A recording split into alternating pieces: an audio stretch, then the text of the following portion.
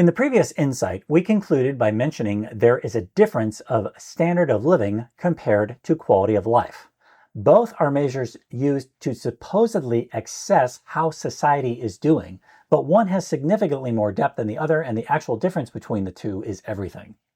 Standard of living refers primarily to economic factors and thus the machine levers of commerce and man-made material conditions, and can be defined as the amount of goods and services people can buy with the money they have.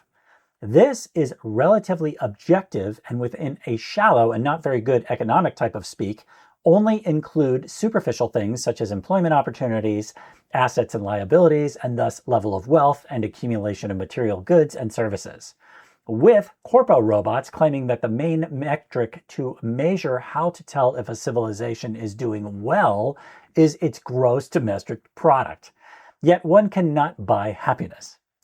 The wife and I once visited some friends on the East Coast who are both ER docs and are both partners within their hospital system. They work all the time, probably make a combined $900,000+ per year, and they have one of those Virginia McMansion 5,000 square foot plus houses with a complex roof angle set, and previously said economic measurements are said to be doing top notch.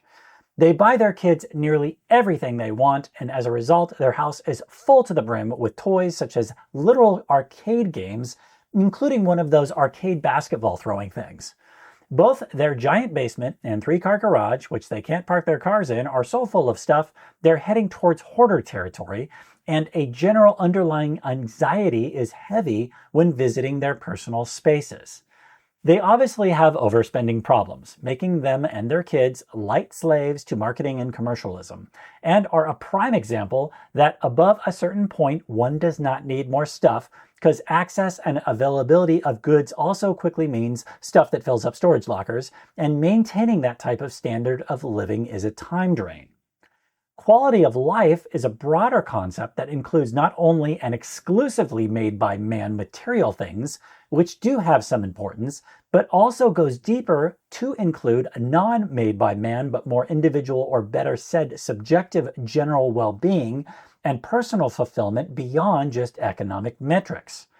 Basically, how are you really doing, not just physically, mentally, but also spiritually? In your safety and security, work-life balance, satisfaction, pursuing passions, access to cultural, social, and recreational opportunities, freedom, liberty, human rights, leisure time, the pursuit of happiness, and we would say most importantly, ability to work on one's personal development and balance within a natural environment. These are all things that the empire hates and works to slow or stop in the individual. A country might have a high standard of living, high relative incomes, modern infrastructure, and social services such as healthcare, which when overly privatized becomes sick don't care, that are available to a population, which are certainly not unimportant. But at the same time, those with access to such things can have a lower quality of life if there is over-materialism, rat race time-sucking, widespread disinformation, oppression, subpar environmental conditions, and still massive misdistribution of wealth. Conversely, a simpler lifestyle in a country with a lower standard of living may result in a higher quality of life due to community ties, cultural richness, or environmental sustainability or resilience. Thus, quality of life is in no way directly correlated to standard of living, and it's really up to the community's mindset outside of economic factors.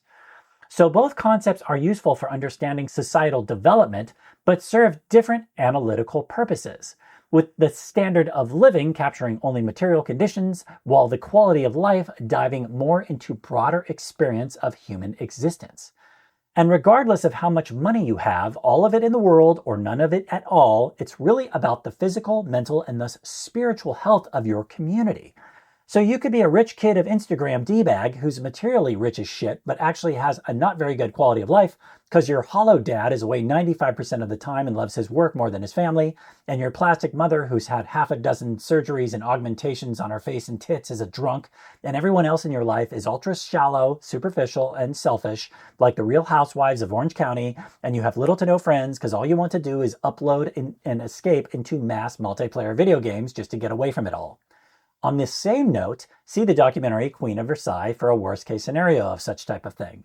Or you could live in a favela in Mexico or Costa Rica, and while technically being considered economically poor, reside in a cinder block hut with dirt floors and chickens free-ranging through your living room, but still have a very loving family and quite good community, thus having a higher quality of life.